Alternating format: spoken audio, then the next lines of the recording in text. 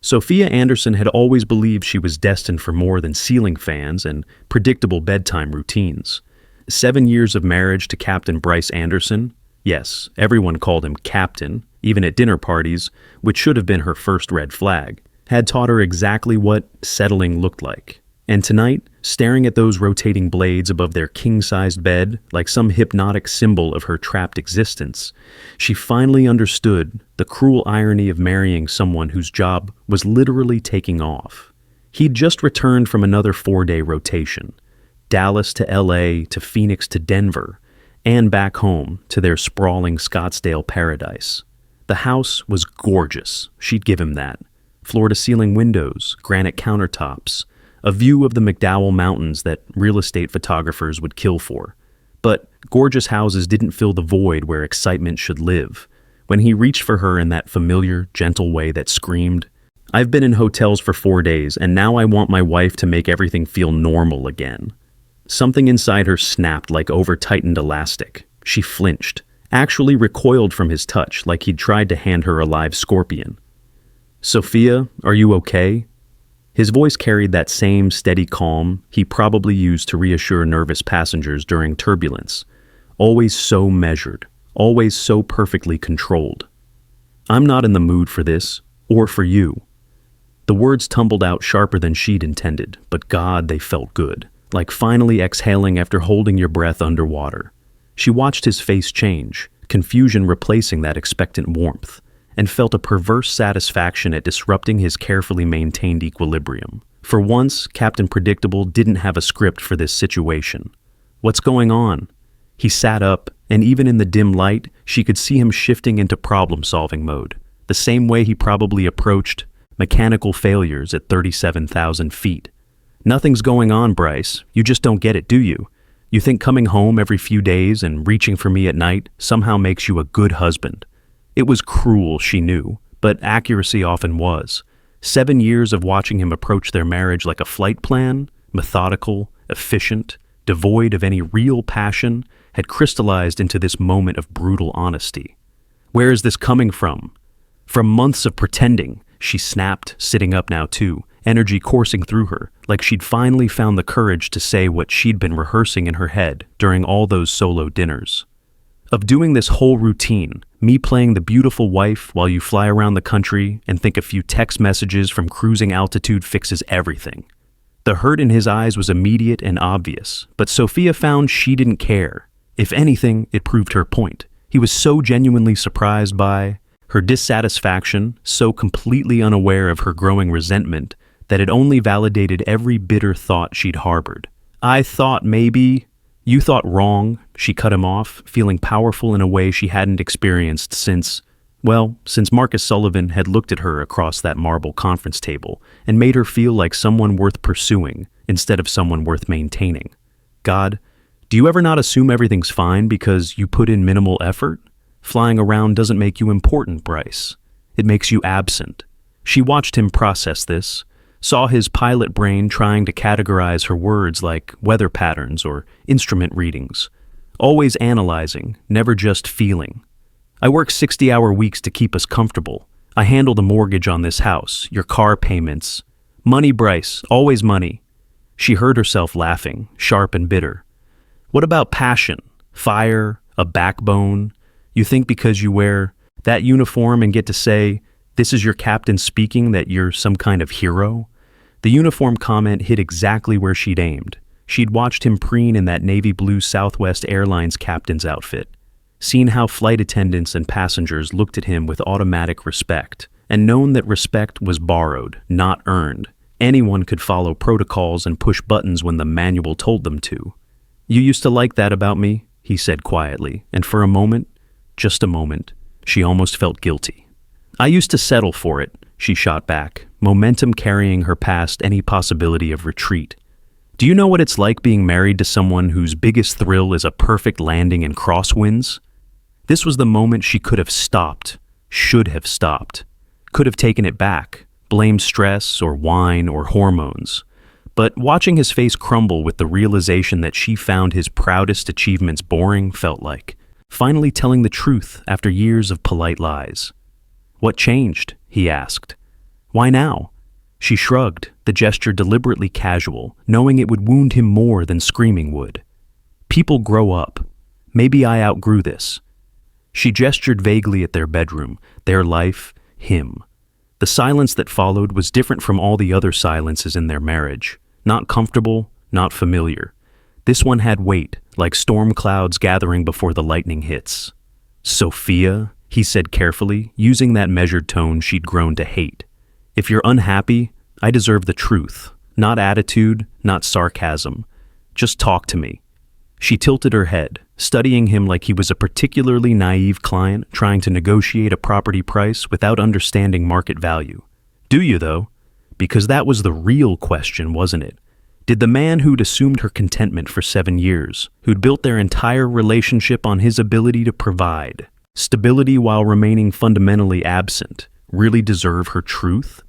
The next morning arrived with all the artificial brightness of a stage photo shoot. Sophia stood at their kitchen sink, designer coffee mug in hand, watching Bryce sit across their granite island like a passenger waiting for boarding instructions.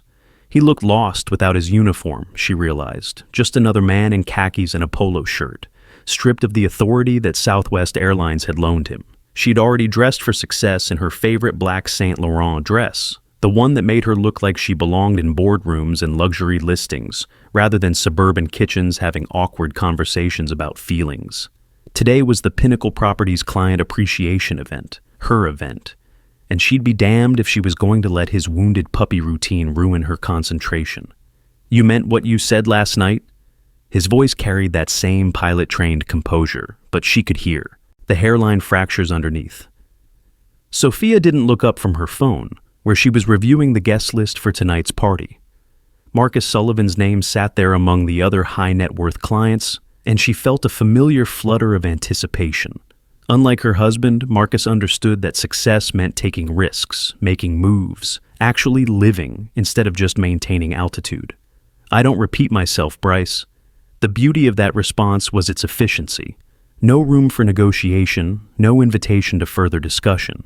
She'd learned that from Marcus, actually. How powerful people ended conversations rather than extending them. "But if something's broken, I'd rather fix it than pretend it's fine." God, there it was again. His pathological need to approach everything like a mechanical problem with a solution in the manual. She glanced at him then, briefly, coldly. "You're always trying to fix things, like I'm some malfunctioning instrument on your aircraft.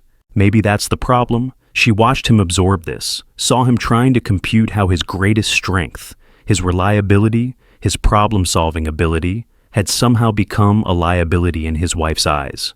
The irony was delicious. All those years of him assuming she was grateful for his steady competence, never realizing she found it suffocating.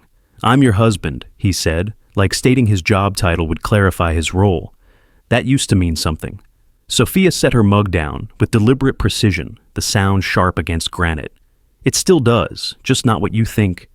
The confusion on his face was almost pitiful.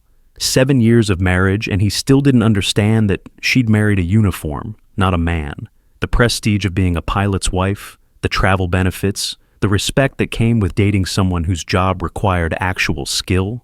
All of that had seemed so important when she was 25 and working as a junior marketing associate. But prestige, without passion, was just performance, and she'd grown tired of the show. "It means I married someone safe, predictable, solid. A man who makes flight plans for our weekend trips and thinks date night means dinner at the same steakhouse near the airport." She was being surgical now, each word chosen for maximum impact. Years of marketing luxury properties had taught her exactly which details to emphasize when you wanted someone to see the flaws in their current situation. "You used to like that about me," he managed, and she almost felt sorry for him. Almost. "I used to settle for it," she replied, letting the past tense hang in the air like smoke. "Do you know what it's like being married to someone whose biggest thrill is a perfect landing in crosswinds?" The metaphor was perfect because it was true. His world was all about avoiding turbulence, maintaining control, following procedures.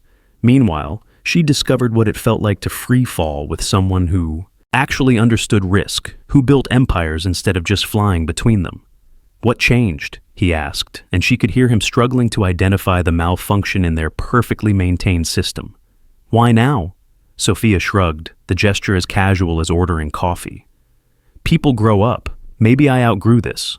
The word "this" could have meant their conversation, their kitchen, their entire life together. She let him choose his own interpretation, knowing that uncertainty would hurt more than specificity. "This," he repeated, "or me?" Now that was the question, wasn't it? She could have clarified, could have made this easier for him. But watching him sit there in his weekend clothes, looking like every other suburban husband having an identity crisis, she realized she didn't want to make anything easier for him anymore. Her silence was an answer in itself, and she watched him understand that. The way his shoulders dropped slightly, the way his pilot trained, composure finally started showing stress fractures. It was oddly satisfying.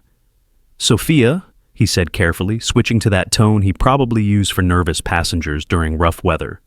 "If you're unhappy, I deserve the truth. Not attitude, not sarcasm. Just talk to me."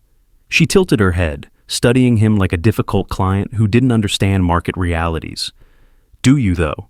Because really, did the man who'd coasted through 7 years of marriage on autopilot, who'd assumed her satisfaction while pursuing his own career advancement, who'd never once asked if she was happy until the exact moment she stopped pretending to be, did he really deserve her honesty now?" Her phone buzzed with a text from Rachel Turner, her colleague and unwitting accomplice in tonight's festivities. "Ready to show these clients what luxury really looks like?" Sophia smiled at the message, then at her husband, who was still waiting for an answer that wasn't coming. The Kierland resort sparkled like a carefully curated fantasy, all desert contemporary elegance and strategic lighting that made every surface gleam with expensive promise. Sophia moved through her perfectly orchestrated event like a conductor leading a symphony she'd composed specifically to showcase her own brilliance. The client appreciation party was her masterpiece. Luxury real estate contacts mingling with potential investors, everyone dressed just expensively enough to signal they belonged in her world. She'd insisted Bryce come, of course. Not because she wanted his company, but because watching him navigate her professional environment was like observing a fish trying to fly. He stood near the appetizer table in his best non-uniform clothes, making polite conversation about topics he clearly didn't understand, looking exactly like what he was, someone whose entire identity depended on other people's respect for a job title. "Beautiful event, Sophia," Marcus Sullivan's voice carried. That smooth confidence that came from actually building something instead of just piloting other people's achievements. He appeared beside her with 2 glasses of champagne, and she felt that familiar electricity that her marriage had never generated. "Thank you," she replied, accepting the glass while being careful not to let their fingers touch. Not here, not yet. The anticipation was half the pleasure. "I wanted to show our clients what Pinnacle Properties really represents." Marcus understood luxury in ways Bryce never could. His Paradise Valley mansion, his art collection, his ability to see potential where others saw only property. This was what success actually looked like. Not some middle-class pilot salary and a Scottsdale subdivision house that any airline employee could afford. "Your husband seems..." Marcus paused diplomatically, watching Bryce fumble through a conversation with one of their petroleum executive clients. "Grounded." The pun was intentional, and Sophia laughed despite herself. That's one way to put it. She excused herself before the conversation could become too obviously flirtatious and made her way toward the bar, where Rachel Turner was holding court with their marketing team and several other wives. This was her tribe, her real audience, women who understood ambition and weren't satisfied with participation trophies disguised as marriages. "Ladies," Sophia announced, raising her champagne flute with theatrical flair, "to another successful quarter of making dreams come true for people who can actually afford them." The group laughed and raised their glasses, but Rachel, sharp as always, tilted her head with a knowing smile. "Speaking of dreams, how's married life treating you these days?" Captain Anderson looked a little turbulent at the appetizer table. It was the perfect setup, delivered by someone who knew exactly how to feed her the line she'd been waiting for all evening.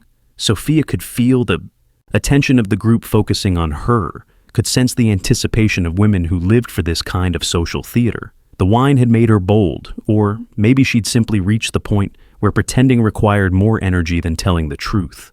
Either way, the words came out crisp and clear, designed for maximum impact. Honestly, She paused for effect, making sure she had everyone's complete attention. I could dump my pilot husband anytime I want. He's never around anyway. The silence was immediate and electric. Conversations paused. Several women exchanged glances. This wasn't just gossip anymore. It was a declaration. Rachel, bless her perfectly timed soul, didn't miss a beat. Girl, if you do, I'll take him for myself. Pilots make the best boyfriends. They're gone half the time and grateful when they're home. The laughter that followed was sharp and knowing, the kind that women shared when they were acknowledging truths that polite society pretended didn't exist. Someone behind them choked on their drink. Another voice whispered, "Oh my God, did she really just say that?" But Sophia felt triumphant, liberated in a way she hadn't experienced since she'd first started her affair. This was what honesty felt like: brutal, exhilarating, completely free from the exhausting performance of marital satisfaction. "Right?" she continued, momentum carrying her past any possibility of retreat. All those frequent flyer miles and none of the emotional baggage of someone who's actually around to complain about your choices. She was performing now, playing to her audience like the natural saleswoman she'd always been. These women understood what it meant to outgrow your circumstances, to realize that settling was just another word for giving up. What she didn't notice, in her moment of vindicating triumph, was the way Rachel's eyes flickered toward something behind her. Didn't catch the subtle shift in the group's energy, the way several conversations around them had stopped entirely. Because sometimes, when you're busy burning bridges, you forget to check who might be standing on the other side. The applause she'd expected didn't come. Instead, there was a strange stillness, the kind of pause that happens right before lightning strikes. And in that pause, Sophia finally understood that her perfectly orchestrated moment of truth was about to become something else entirely. She turned around slowly, following Rachel's gaze, and saw her husband standing there behind a decorative pillar. Not the confused, slightly lost man from the appetizer table, but someone whose expression she'd never seen before. Someone who'd clearly heard every word. The look on his face wasn't hurt or anger or even surprise. It was something far more dangerous: calculation. The same expression he probably wore when deciding whether to abort a landing in dangerous weather. For the first time all evening, Captain Predictable looked like he was about to make a very unpredictable decision. What happened next unfolded with the kind of slow-motion clarity that Sophia would later replay in her mind during countless sleepless nights, each detail crystallizing like evidence in a case she'd unknowingly built against herself. Bryce stepped out from behind the pillar with movements so controlled they seemed choreographed. His hands weren't shaking. His voice, when it came, carried none of the confusion or hurt she'd grown accustomed to inflicting. Instead, it held something far more unsettling: absolute certainty.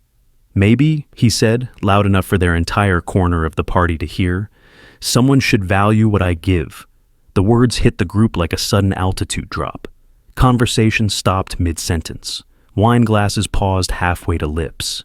Even the smooth jazz seemed to fade into background static as everyone turned to witness what was clearly about to become either spectacular entertainment or a social catastrophe. But it was Rachel who moved first, and the irony wasn't lost on Sophia that her perfectly timed co-conspirator was about to become her perfectly timed executioner. When Bryce turned to Rachel and took her hand, gently, deliberately, like he was making a point rather than a pass, Sophia felt something shift inside her chest. Not heartbreak exactly, but recognition. The same feeling she'd had when Marcus first touched her hand across that conference table, except this time, she was watching it happen to someone else. "Oh my God," someone whispered behind them. A few people took half steps backward, suddenly realizing they were witnessing something that would be discussed in Scottsdale social circles for months. "Eric!" Sophia snapped, her voice sharper than she'd intended. The wine was still coursing through her system, but it no longer felt like liquid courage. Now it felt like evidence of poor judgment. "What is this? What are you doing?" She moved toward them with quick, anxious steps, her designer heels clicking against marble with staccato urgency. The confident woman who'd been holding court just moments earlier was rapidly being replaced by someone who suddenly understood that she'd miscalculated dramatically. "Is this a joke?" she asked, eyes darting between Rachel and her husband. "Because if it is, it's not funny." But Rachel wasn't laughing. In fact, she was looking at Bryce with something that looked suspiciously like respect, which was infinitely worse than if she'd been giggling. Respect meant this wasn't a performance. Respect meant Rachel was actually considering the offer. "Are you serious right now?" Sophia's voice climbed half an octave, the carefully modulated tone she used for client presentations cracking like poorly applied makeup. Rachel didn't answer immediately, but she also didn't pull her hand away from Bryce's, and that silence spoke volumes. The woman who'd just been encouraging Sophia's marital rebellion was now being offered exactly what she'd joked about wanting, and apparently she wasn't entirely opposed to the idea. "Don't do this," Sophia said, turning back to her husband with something that felt uncomfortably like desperation.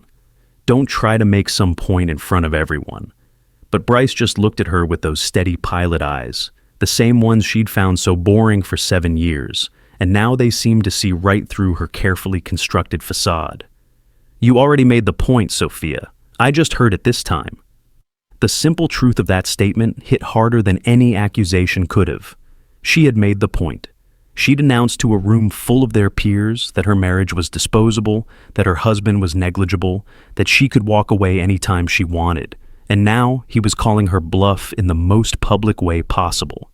"I was joking," she said quickly, desperately. "It was just girl talk, wine and stupid comments."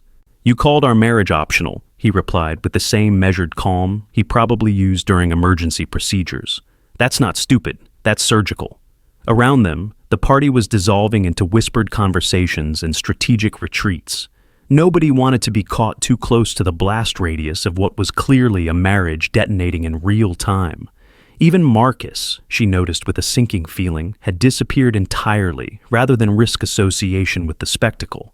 "I was just," she started, then stopped because what could she say? That she'd been lying for months about her happiness? That she'd been having an affair with one of their clients? That everything she just declared with such confidence was actually true? The worst part wasn't the public humiliation, though that was considerable.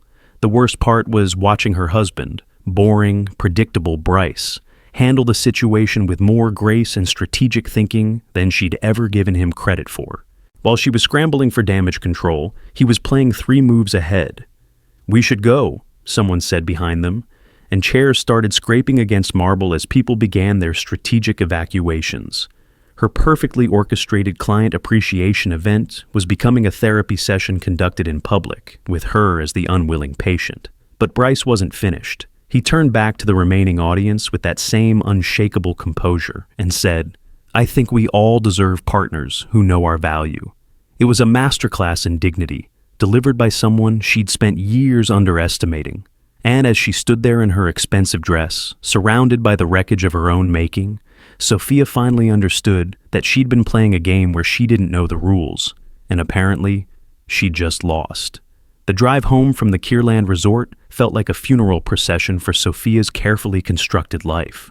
She sat in the passenger seat of her BMW, watching. Familiar Scottsdale streets blur past, while her mind replayed every excruciating detail of her very public humiliation.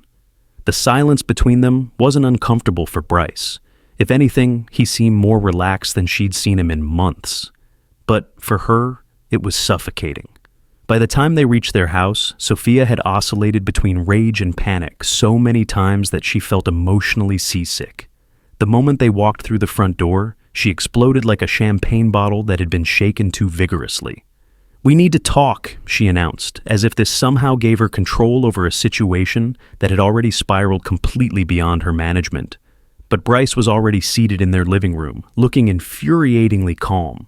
Too calm. The kind of artificial serenity that made her realize she'd been playing checkers while he'd been learning chess.